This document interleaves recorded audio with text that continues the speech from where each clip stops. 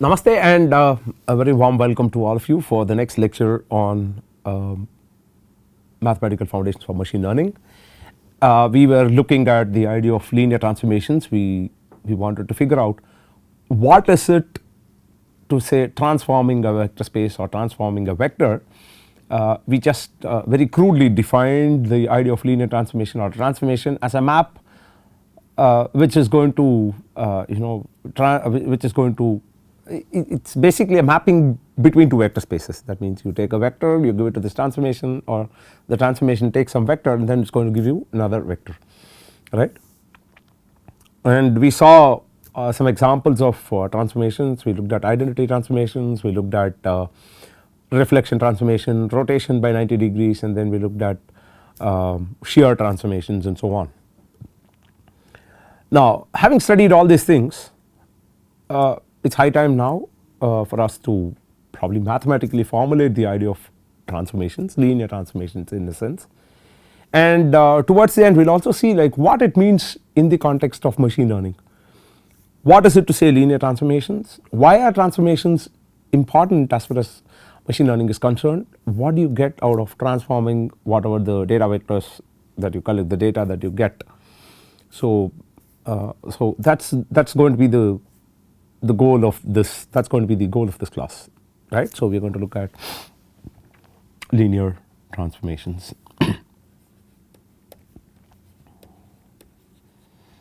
What we have basically done in the previous case is we have captured the idea of transformations through matrices. So now what we are going to do is we are going to look at it in a generic way, and then we are going to look at the properties and so on. So okay, let us go ahead.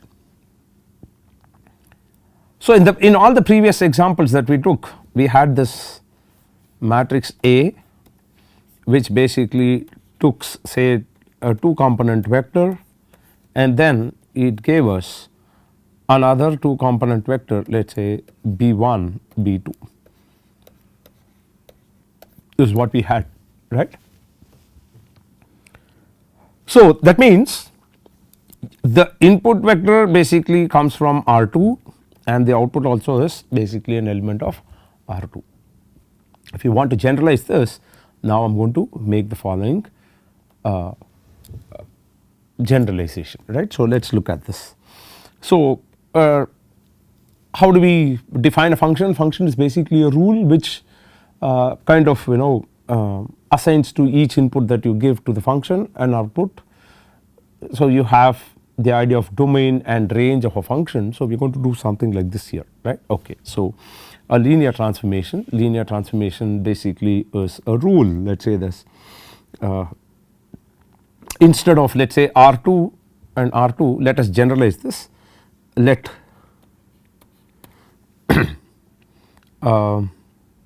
the input or transformation, let us say, okay, let us do this, let us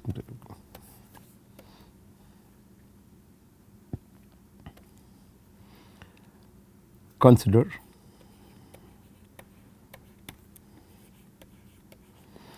the vector x to be element of Rn. That means we know that x1 has n components, x1 is an n component vector, x1 x2 xn, and let B be an element of Rm, which implies B is going to have m component, it is an m component vector. So we are going to have B, B1 B2 Bm, right. Now what we are going to do is we let T be a transformation, T be a transformation,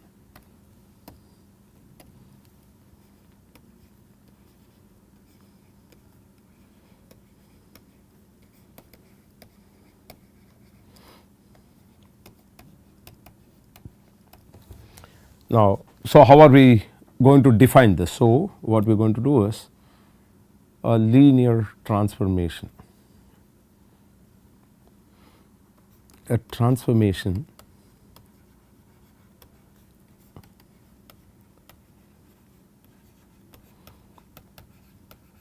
let us say from Rn to Rm, that means this transformation is going to take the n component vectors as inputs to give m component vectors as the output, is a rule that assigns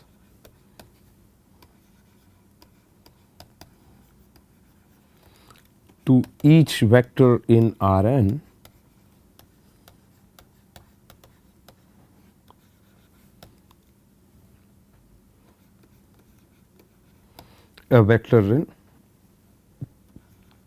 a vector T of, let us say, x in Rm. So, what does it say? It basically says you have this rule. So, you have x in Rn is going to get mapped to T of x in Rm. It is going to be a mapping from Rn to Rm. So, it is going to take x in Rn to give T of x in Rm. So, we have some names for this, like how you have for functions. So, we are going to say the Rn is basically the domain of the transformation T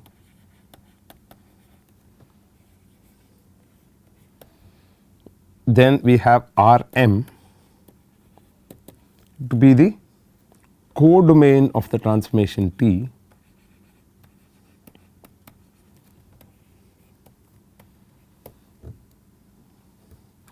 and we are going to say T of x for x in Rn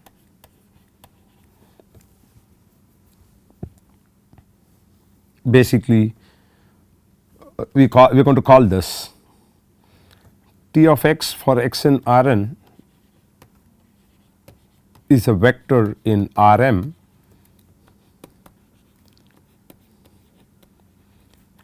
and we call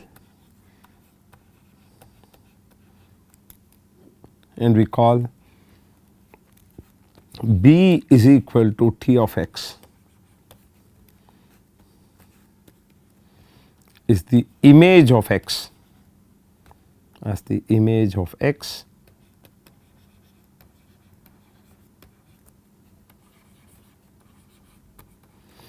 under the transformation T, right. So, therefore, B will be a vector in Rm T of x, the transformation takes n component vector gives me an m component vector B and this B is called as the image of that specific x vector under the transformation T. So, we have like let us make one more. So, the set of all images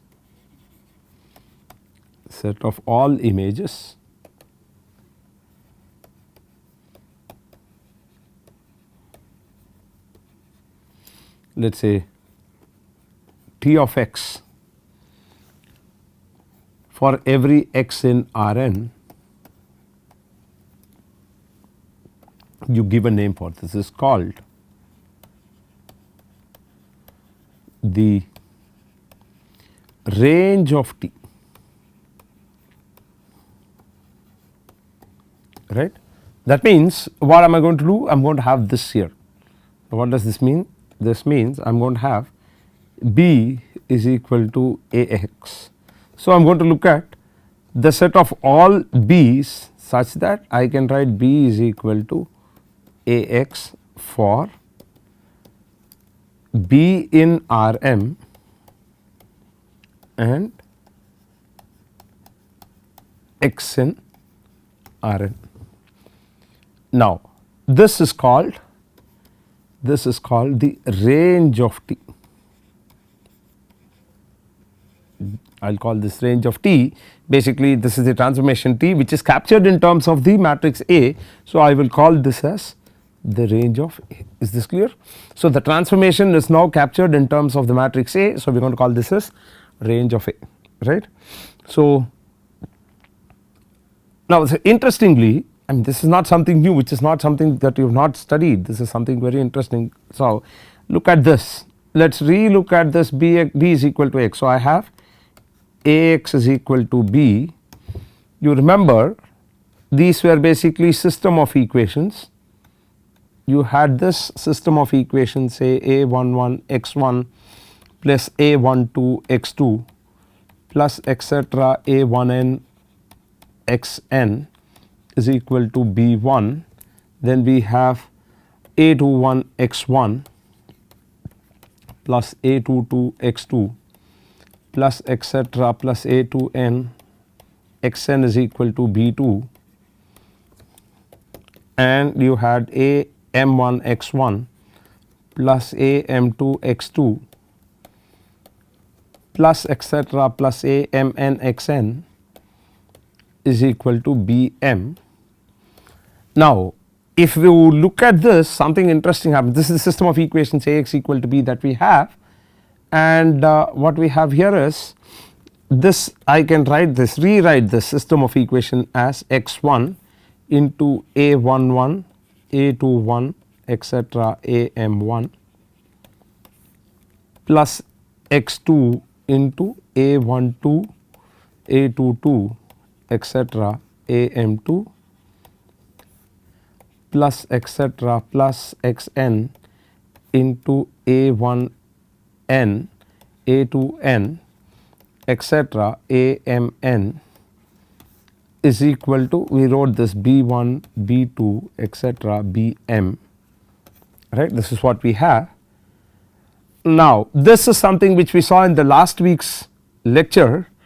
You have this, what's that, you have this vector which is basically the column, the first column of the matrix A. Basically you have a vector m component vector, you have the second column of A which is another vector, you have the nth column of A which is another vector.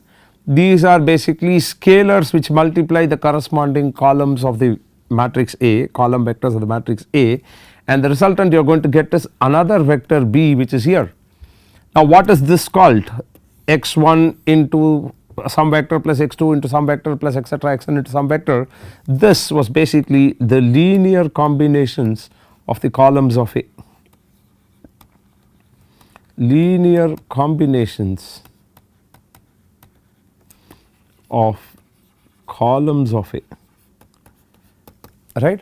These were basically linear combinations of columns of A, and the right hand side vector is basically expressed as a linear combination of the columns of A. That means I am going to look at the set of all possible vectors which can be expressed as linear combination of columns of A, and we know that the set of all possible linear combinations of a set of vectors, you call that as the span of the set of vectors, and we saw that the span of a set of vectors is actually a vector space. That means the set of all possible linear combinations of columns of A forms a vector space. That means the set of all B vectors which can be written as the linear combinations of columns of the matrix A forms a vector space, and that vector space is what we call as column space. And equivalently in terms of a transformation, this column space of A would turn out to be the range of the transformation T or the range of transformation A. Is that clear? So, the range of, so you are going to write this, the range of a transformation T, the range of a transformation T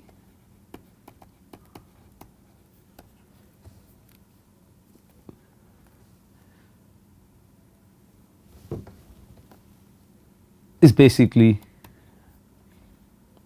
is the set of vectors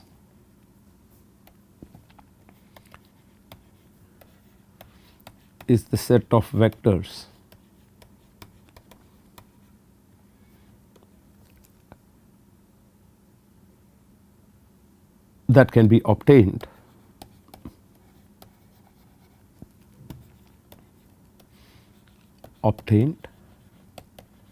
as linear combinations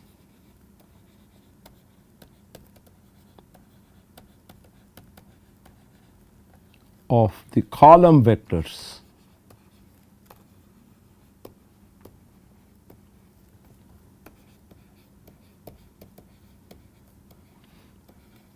of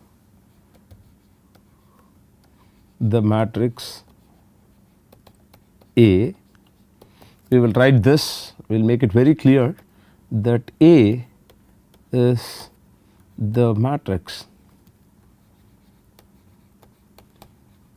that represents T.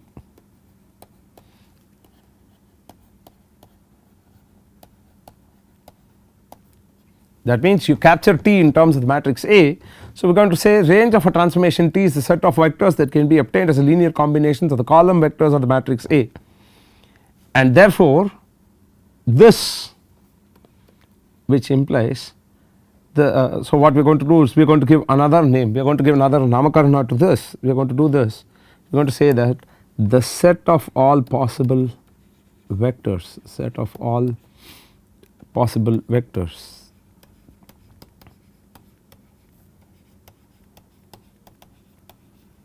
obtained as a linear combination of the columns of A as the linear set of all possible vectors obtained as the linear combinations of columns of A.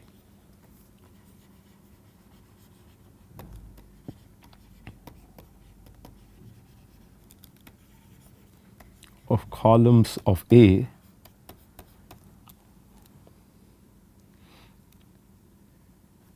is called the column space of the matrix A. Column space of the matrix A.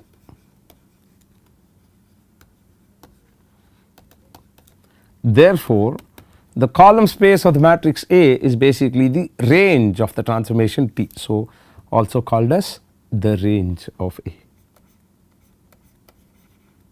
also called as the range of A.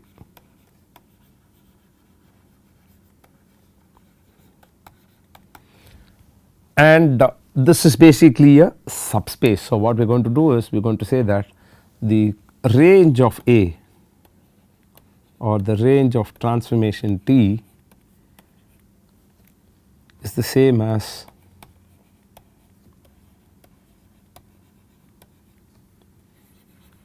column space of the matrix A that captures T,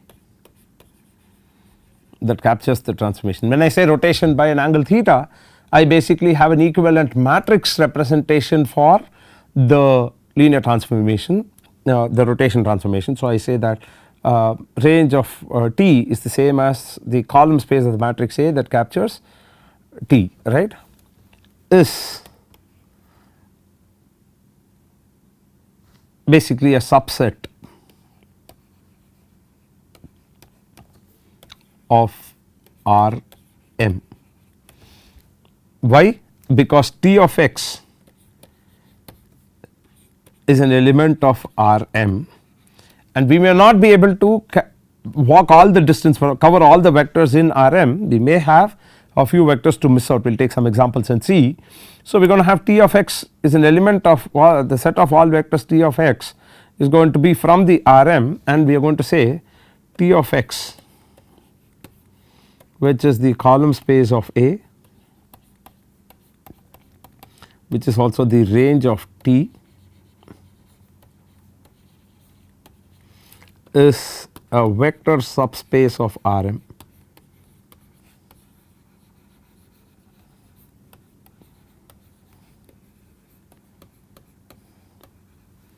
Is a vector subspace of R m. So, basically what are we going to do? Let us make this again, let us see visually what happens. I have R n and I have R m here, So, what I am going to do, I am going to have the transformation T, which is going to take every vector here, this there is going to have x in Rn. I am going to take this transformation T applied on these vectors in Rn, I am going to get T of x which is in Rm, right. So, this is what we have, and what we figured out is this T of x, the set of all T of x that you get is basically a vector subspace of Rm, vector subspace of Rm. This is what we have, right. Now, we will also see something, okay, we will also see something interesting here. What is the interesting stuff?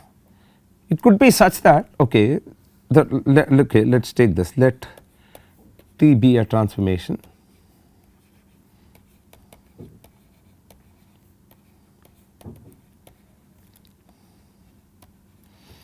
let us say from the vector space Rn to the vector space Rm, okay, from Rn to Rm. Now, what happens is you may have T may do something very interesting. What it says is it could probably take some x in Rn, it could take to the 0 vector, it could map it to the 0 vector of Rm. Example,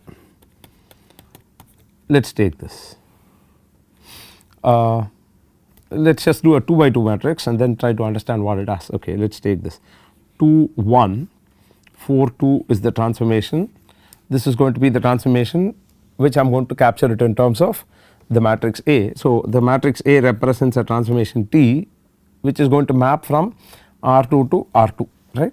Now, the domain is R2, the codomain is R2, we want to see what is the range. Let us figure out what is the range. The range is going to be this, you take 2 1 4 2 into let us say x1 x2. So, we have 2 x1 plus x2 4 x1 plus 2 x2.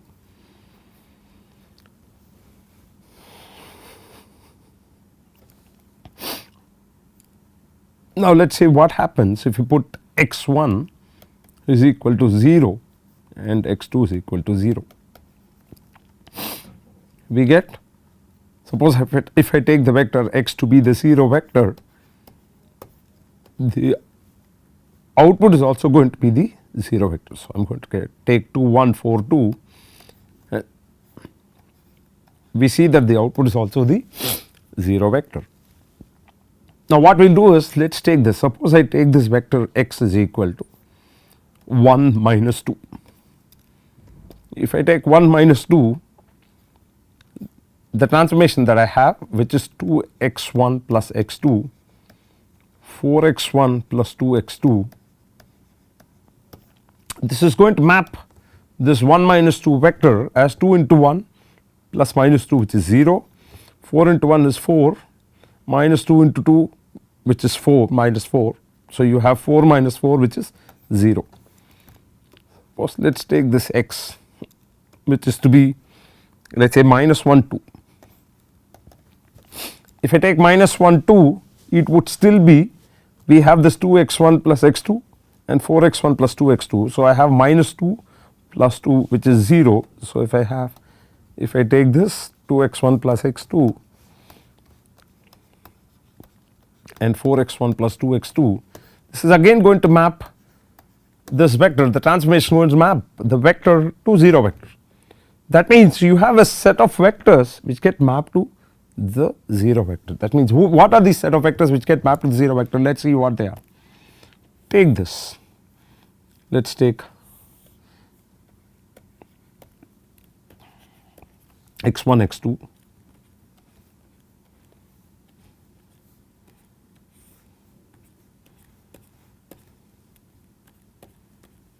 so I have 1 2 3 4 5 minus 1 minus 2 minus 3 minus 4 minus 5.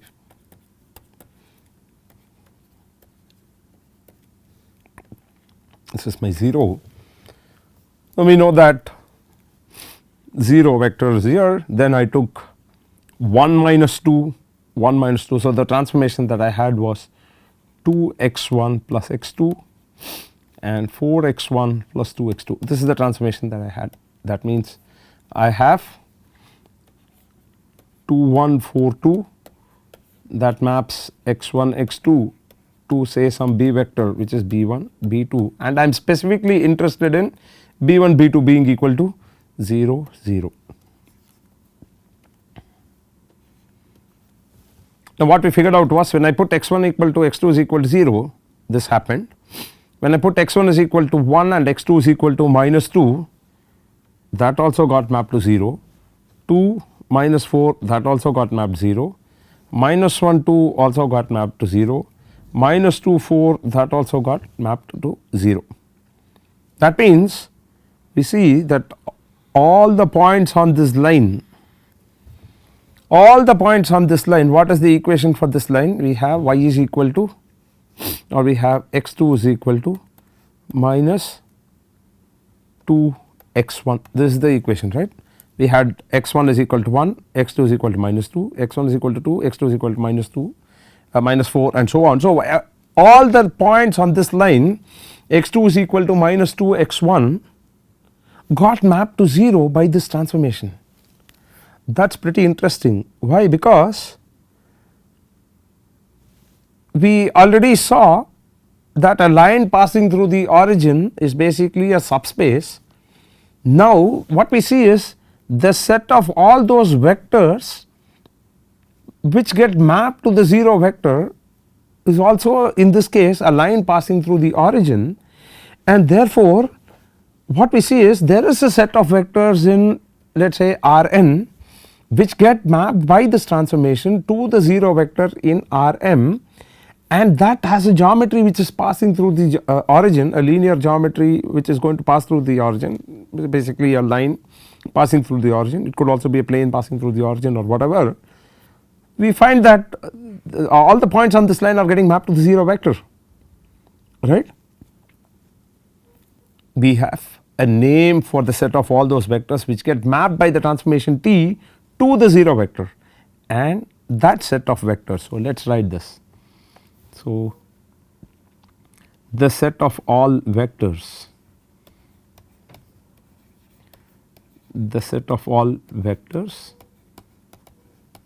let us say x in Rn such that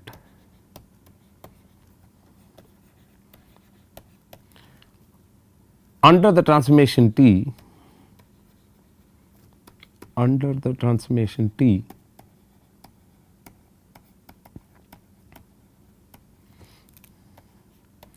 they get mapped to the 0 vector, they get mapped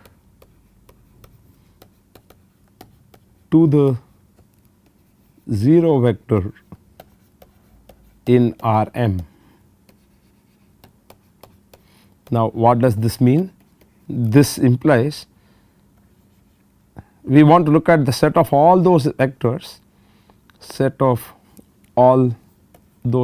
x. So, we want to look at set of x in Rn such that the image of x under the transformation T is going to be the 0 vector. The T of x is going to be the 0 vector. That means we are going to look at the image of those vectors in Rn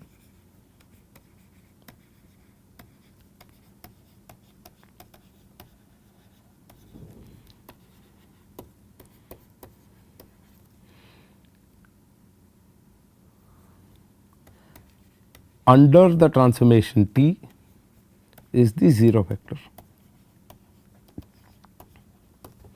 right. We are going to give a name for this. The name that we are going to give is, this set is called kernel of the transformation T.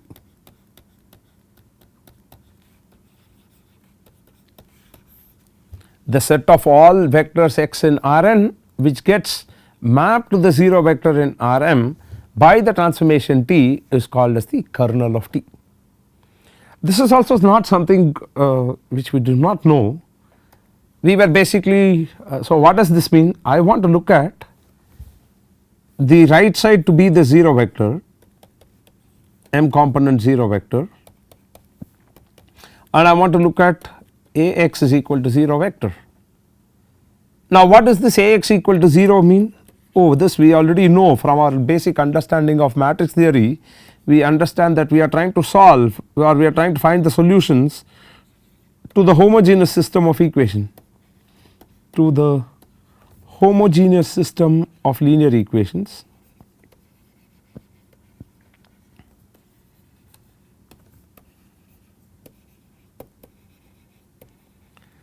Homogeneous system of linear equations, Ax is equal to 0.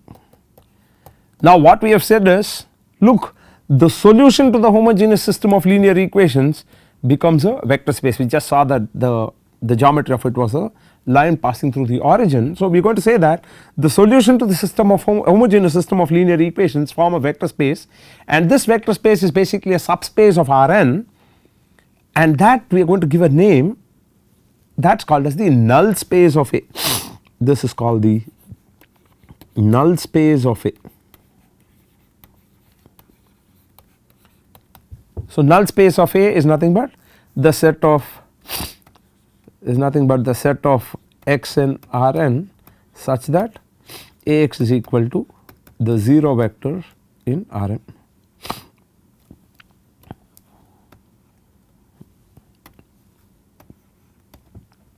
And essentially what we are saying is, if you represent a transformation T by a matrix A, what we call as the null space of A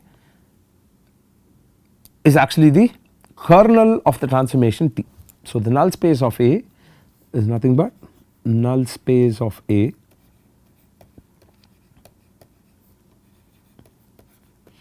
is equal to kernel, it is also called as the kernel of the transformation T represented by the matrix A. What is represented? The transformation T is represented by the matrix A.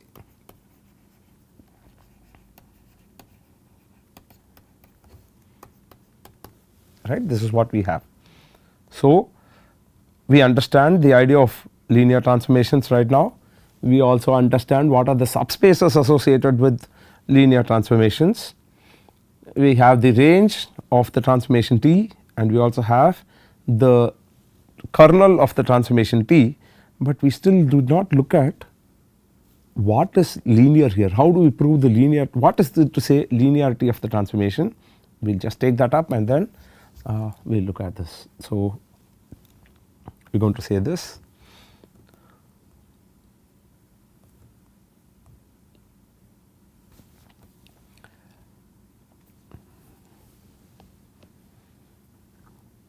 Let W1 and W2 be two vector spaces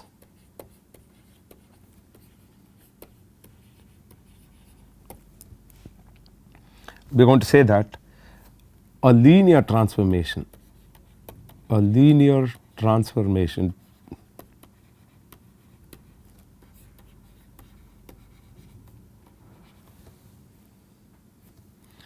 is a mapping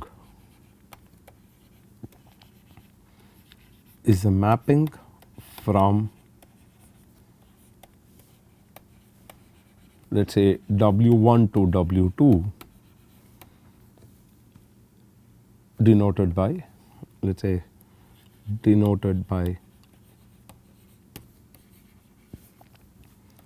T is a mapping from W1 to W2, and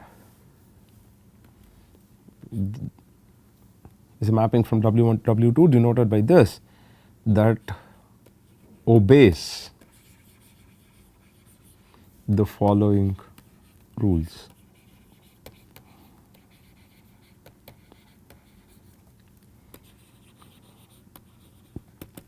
What are the rules? Number 1, we have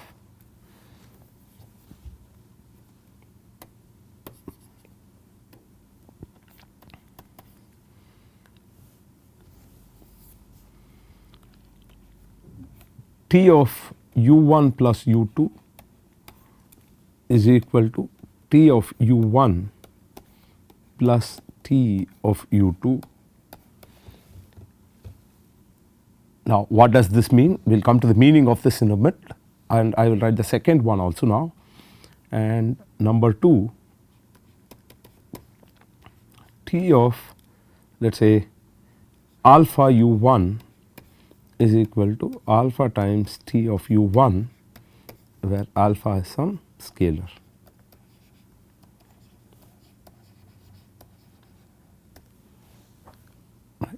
Now, let us get the meaning of these two expressions. I think the second one is pretty simple and straightforward. Let us write that and then come to the first one. The second one, it says that the transformation of the scalar product, the transformation of scalar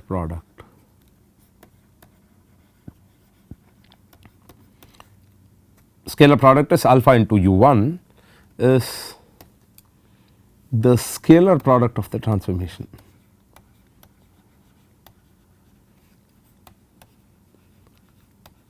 What do you mean by that? Alpha into transformation of u1. See, the transformation of u1 basically gets you to another vector, let us say v1. So, what we have is T of alpha u1 is going to be alpha times T of u1. So, that is what it says, transformation of scalar product is the scalar product of transformation.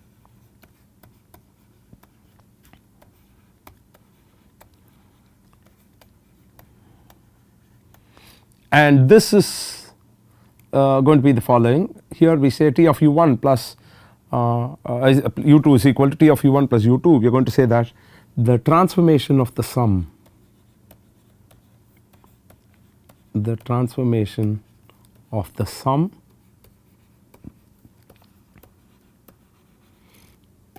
is equal to the sum of the transformations.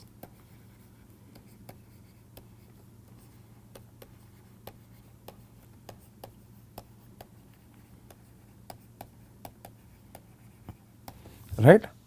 And now this would become very clear. You remember in the first week we had a question. We said, suppose I want to look at the transformation of a vector space. That means I want to study what is the effect of a transformation on all the vectors in a vector space. What is the strategy that I would adopt in order to study this transformation on all the vectors? We said that, look, do not worry about studying what happens to each and every vector under the transformation. Instead, find out what happens to the basis vectors under the transformation. After all, if you study that, we said that, look, every vector in a vector space can be expressed as a linear combination of the basis. Therefore, the transformation of a vector is nothing but the transformation of linear combinations of a particular linear combination of the basis. That means you are going to say that T of v is equal to T of, let us say, C1 v1 plus C2 v2. You are going to have something like this, which is exactly what you are saying, linearity of the transformation, which is what just we saw. So, let us look at this. See, suppose B is equal to, let us say, V1, V2, etc. Vk is a basis for a vector subspace. Let us say vector space W, and let x be any vector in W, any vector in W. So, I want to study what is T of x. T of x is nothing but T of, okay, let's write this before we get into this. So, let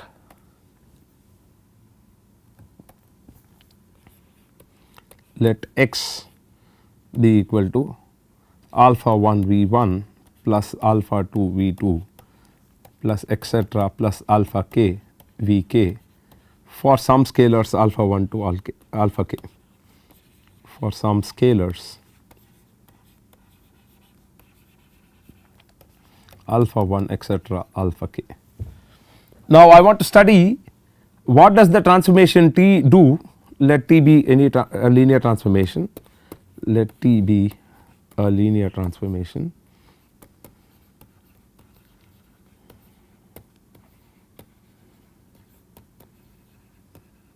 So I want to study what does T do to x.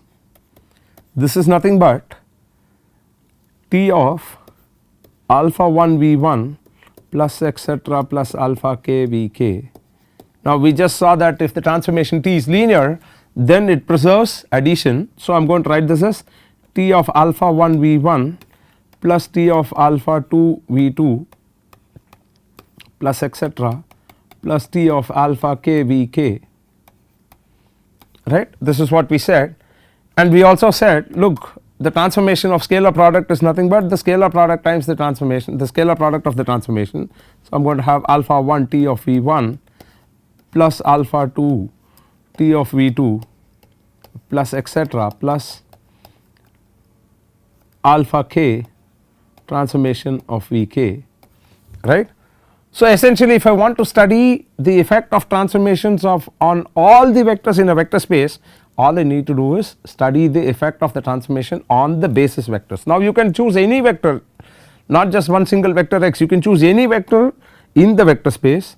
That vector is going to have a basis representation, and remember the basis representation of a vector in a vector space is going to be unique, that also we proved. So we have unique representation, which means if you want to look at the transformation applied on a vector space, I want to study the transformation of a vector space, all you need to do is find out what is the transformation doing to the basis vectors. Then what happens is you actually see that it is actually you have T of x, the x is going to be a linear combination of the basis vectors. So you are going to have transformations also to be the sum of transformations on the basis vectors, and that is precisely what we said in the last week's lecture. We said if you want to study the effect of a transformation on a set of vector, on all the vectors in a vector space, do not worry, because there could be infinitely many vectors. So do not worry, do not panic, nothing at all. All you need to do is study the transformation on the basis vectors, choose any basis there, study the effect of the transformation on the basis. Once you know it, every vector in the vector space has a basis representation, you know what happens to the entire set of vectors. That is the beautiful thing about the linear transformations. Now with this we will stop, and in the next lecture we will dwell deeper into it, the idea of linear transformations, and then we start looking at eigenvalues and eigenvectors. Thank you.